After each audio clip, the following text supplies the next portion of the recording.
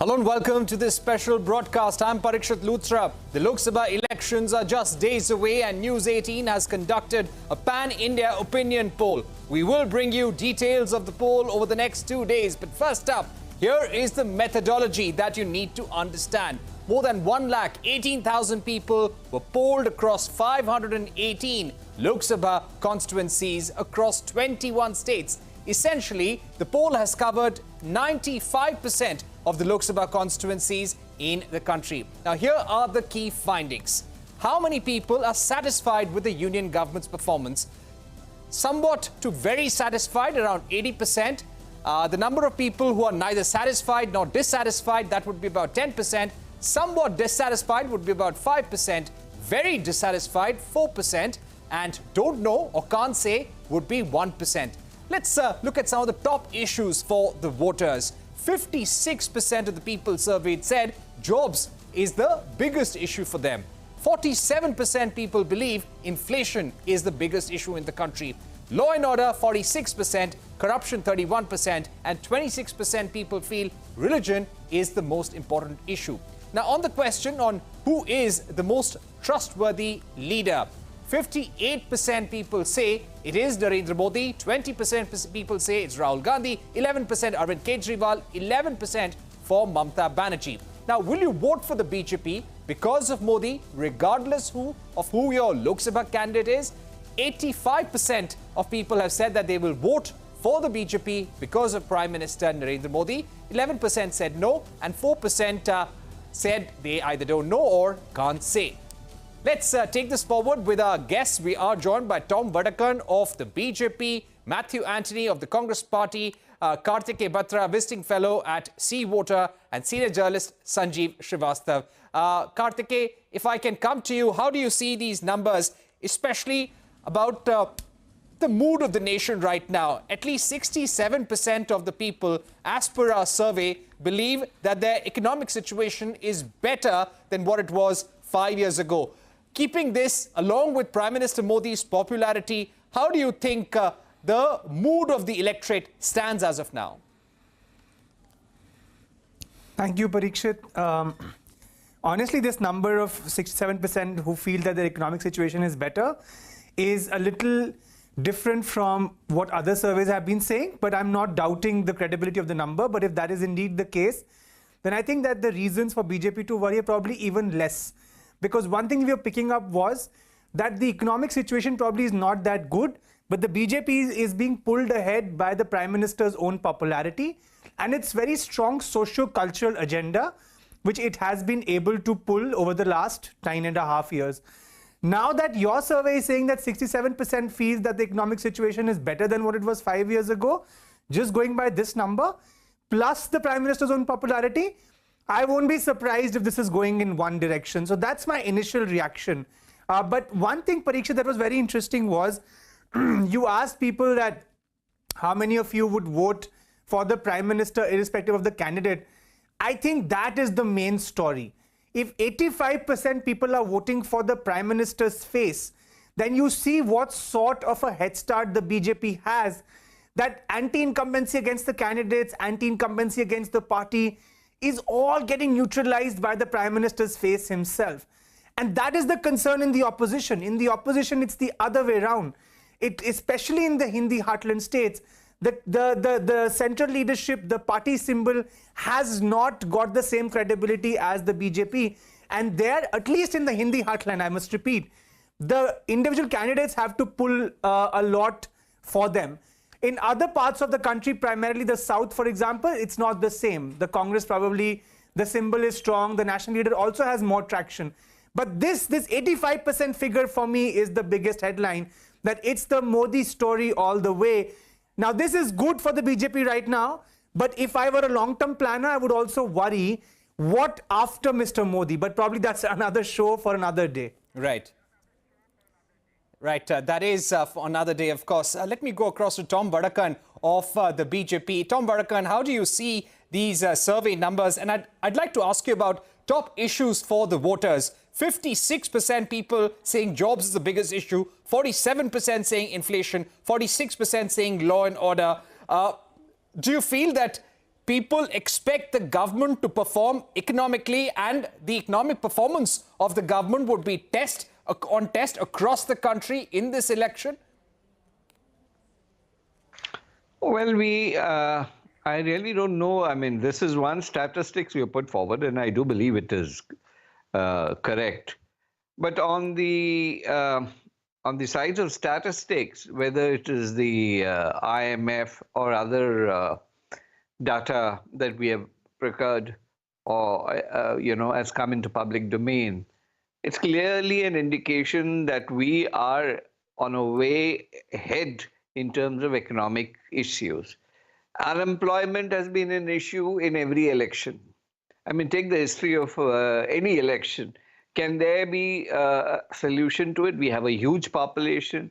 In the entry of the private sector is a huge factor. Investments are being made, infrastructure being developed.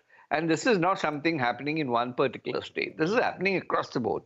So when development takes on infrastructure, employment comes, it's part of the package that comes in. Because if you develop the infrastructure across the country the way Prime Minister has given the initiative and has been happening, you're seeing the roads in Uttar Pradesh, Madhya Pradesh, and other states, Karnataka, the metro connection, the airports that are coming up. And with all this infrastructure, somebody from India is being employed. It is, I mean, it's all well to say unemployment is a huge issue. Unemployment is being addressed.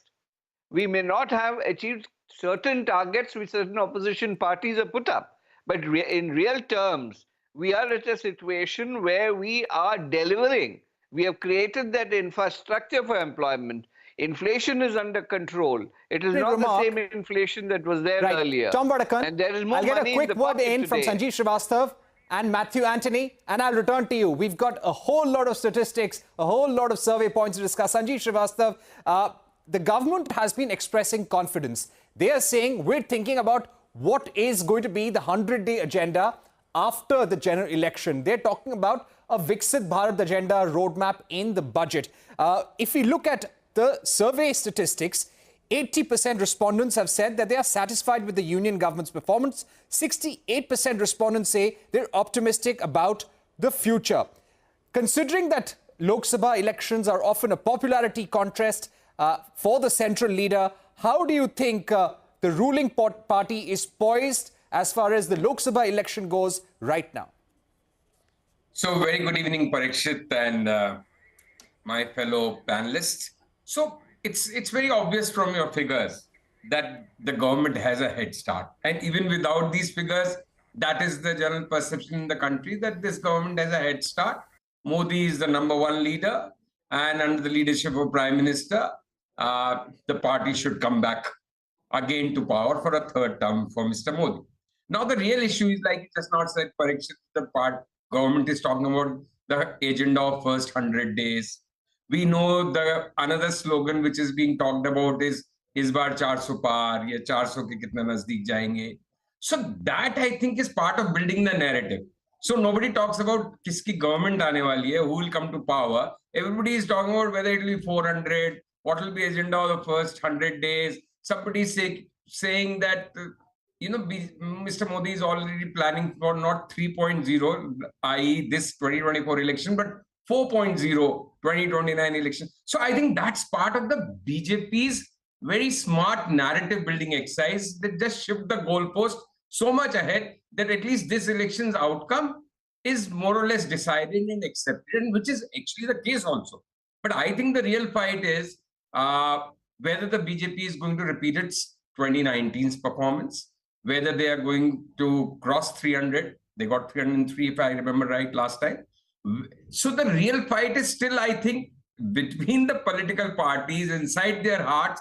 It is still about forming the government. First target 272, second target crossing last election's mandate, and then of course how much more you can improve on that. So it's, I think, still work in progress, and also the outcome we cannot be so sure vis-a-vis 2019 as to how much higher, around the same mark or little less or more it will be. But yes, I think a consensus has emerged that it will be a third term for Mr. Modi. But with what margin is where the consensus is not there. And these statistics are all, like if 80% people are somewhat to very satisfied, why do 56% people have their main consideration as jobs? So even while Mr. Vadakan is saying that we are addressing the issue, people don't put their number one agenda of jobs if that issue was addressed, according to them. Okay. Or if 40% are still talking. All right.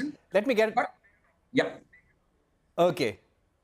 Okay, Matthew Anthony, to get you in quickly, clearly the Congress, the India Alliance has a lot of work to do.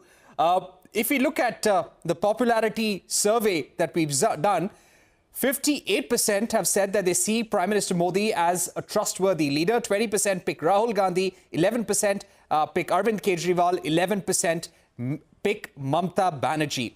Now, what is the task cut out for the Congress party, for the India Alliance? Today, you announced 5 points, 5 schemes that you'd like to bring for women in case the India Alliance comes to power. How do you see these numbers, and what will the India Alliance do in order to capture the imagination of the voter? Parikshit, thank you for taking me in the show, and good evening to all other panelists. I have a small difference of opinion with the numbers, because you said that 56% is having unemployment as an issue, 47% is having inflation as an issue, 46% is having law and order as an issue, then corruption and all other things. Out of the 118,000 sample size, if you have these numbers, then you can never have 80% satisfied with the central government, because there is so much of dissatisfaction, and that is a major issue which we are focusing on in the 2024 elections. Second, which I want to focus is on, and there's a marketing saying always, because many people here are pretty good marketing people also, that you don't peak before it is the right time to peak. And Modi government is peaking before the right time is there. The elections are not even announced. The campaign is not even onto the full switch mode. What is really happening is Modi is desperate, or BJP is desperate to show that they are coming completely as a favorite. I'll cite a few more examples. When these results were out, I was just Googling out in all the other news portals about what is this results showing us. If you really look at it in an analytical way, you can see all the press releases were from a press release which is issued out to them, because the content is the same. Each media house has to report it differently. It has to be neutral. Then, there has to be the other parties' names and all other things like that. But it is only a question or a press statement which is released from Modi's office, stating out how the PM schemes are being relevant with the people, how the PM is popular with the people. It looks very orchestrated to a large extent. And that is exactly the concern. Now, you look at the people, you look at the issues, you look at the unemployment. A lot of 44.6% of the youngsters between 20 to 24 are unemployed. Almost 33% of the graduates, postgraduates, and PhD people are unemployed. You look at the women issue, 31,516 were the rape cases registered in 2022, 86 rapes per day. And the farmers issue. We have made promises on the MSP. We have made promises for the youngsters on the employment. We have announced that we will fulfill the 30 lakhs government jobs which is vacant. Now, today we have made the Mahalakshmi promises of giving 1 lakh to the poorest women. And the BJP is claiming that only 11% is the poorest in the country at this point of time. And then we have also said that 50% reservation for women. So when you look at it, the campaign has not yet begun. Okay. The announcements of the announcement of the candidates. That's an important point. We are going to we are very sure that we are going to make the government, despite all the PR exercises, despite all the psychological manipulation which is being done, orchestrated by the BJP. It is the people's mandate for electing the India Alliance and Congress back to power in 2024. That's a limited point which I have to make here. Thank you. Okay, that is your view, Matthew Anthony. Let's see what happens in the days to come. But one important point that came out from your answer is that the Congress believes the NDA government, the BJP, is peaking too soon. Let's look at the state-wise numbers first. Let me begin with the state of Bihar. The NDA is projected to sweep Bihar, according to the News18 poll. We're getting you the numbers right here. Now, as far as the share projection goes, for the 40 Lok Sabha seats in Bihar, NDA vote share is coming at about 58%, 28% for the India Alliance and 14% for others. Now, as far as the seat projection goes, and let's also remember that the BJP NDA seat sharing arrangement is yet to be finalized, but NDA, according to our survey, is predicted to win 38 seats in the state of Bihar to go to the India alliance. Let's also look at the state of Kerala. Now, Congress is in the driver's seat over here. The BJP may open its account. Let's look at the Kerala vote share picture right now as far as the Lok Sabha seats are concerned. 47% seats is what we are predicting for the UDF. As far as the NDA goes, it could be around 18%, and LDF would be around 35%. Let's look at the seat sharing projection for the state of Kerala. So we are expecting around 14 seats to go to the UDF, around 4 to the LDF, and 2 seats to the NDA alliance. So NDA had won 0 seats in Kerala last time around. This time, according to the survey, we can expect them to open their account. Let's look at the state of Madhya Pradesh. Thumping win is projected for the BJP in this state of Madhya Pradesh. If you look at the vote share across 29 seats of the Lok Sabha, 55% go to the NDA, 38% with the India alliance, and others would have around 7%. Let's look at the seat projection for the Lok Sabha election in Madhya Pradesh across 29 seats. 28 go to the NDA, 1 goes to the India alliance, and 0 for other candidates and independents. Let's also look at the state of Tamil Nadu. Very crucial election. The BJP, the India alliance have been working very hard here. Now, the DMK Congress alliance is in the lead in the state of Tamil Nadu. BJP may fare well. Let's also look at the vote share. 13% for the NDA, 51% for the India alliance, 36% for others. Now, if you look at the seat distribution, who's projected to win how many, 5 seats are expected for the NDA. India alliance looking to make a big splash in the state of Tamil Nadu with 30 seats, and 4 for other parties and independents. Let's now look at the state of Haryana, and Haryana has seen a lot of changes. Naib Singh Saini being appointed as Chief Minister, Manohar Lal Khattar had to step down, and today we've got news that he will be fighting from the state of Karnal. If you look at the vote share projection across 10 seats, 62% go to the NDA, 29% to the India alliance, 9% to others. As far as seat projections go, we are expecting the NDA to win all 10 seats. India alliance will not open its account according to the survey, and none for independents. So rather strong numbers there for the NDA alliance in Haryana, even though they have done some damage control after they broke ties with Dushyant Chautala. Let me go back to our guests right now. Kartike Batra, how do you see these leads for the BJP, for the NDA alliance in the state of Bihar, in Haryana? Parikshit, I think that I'm sure there is a margin of error plus minus here. Barring that, I'm not very surprised with what you're predicting. So for instance, I would say that Haryana, if not 10-0, it'll probably be 1-9, 2-8, at most 3-7. So that's fairly understandable. Bihar, my sense is that 238, India may do a little better, but it'll be tough for them to cross the double-digit mark. So again, in the range of, maybe it'll be 535 or 832 as of now. This might change over time. But again, this is all plus minus or within the margin of error. What is very surprising for me is that BJP is picking up 2 seats in Kerala and 4 seats in Tamil Nadu. Now, I'll be very interested in understanding where these seats are coming from.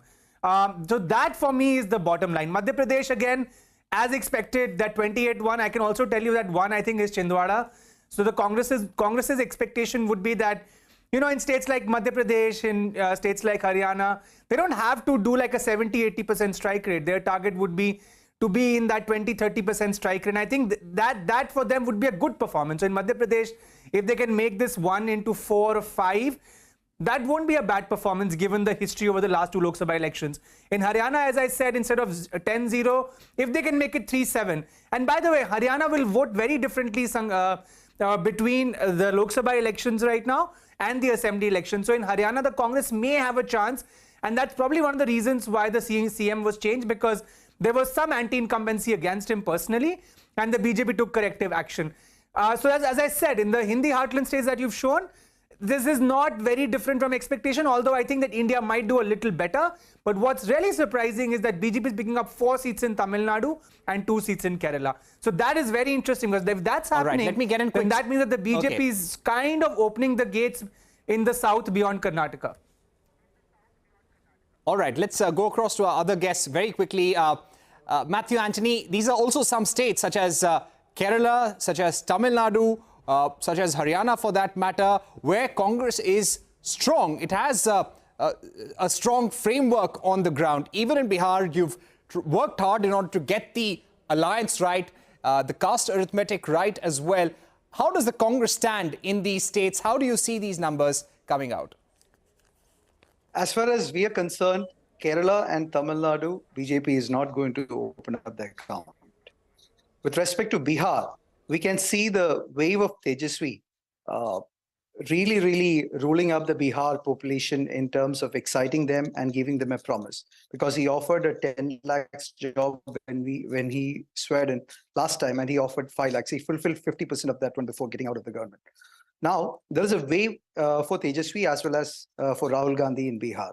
That's the sign of desperation which BJP is showing to project that they are winning and sweeping Bihar, because they're scared and they fear that they will lose Bihar or they will have a significant loss in Bihar. Madhya Pradesh, also you can see the impact of Hemant Soren's tribal belt will have an impact, because Hemant Soren was a ground level leader of the tribals and he has been insulted by the BJP government, and this will have its impact in the tribal belt of Madhya Pradesh as well.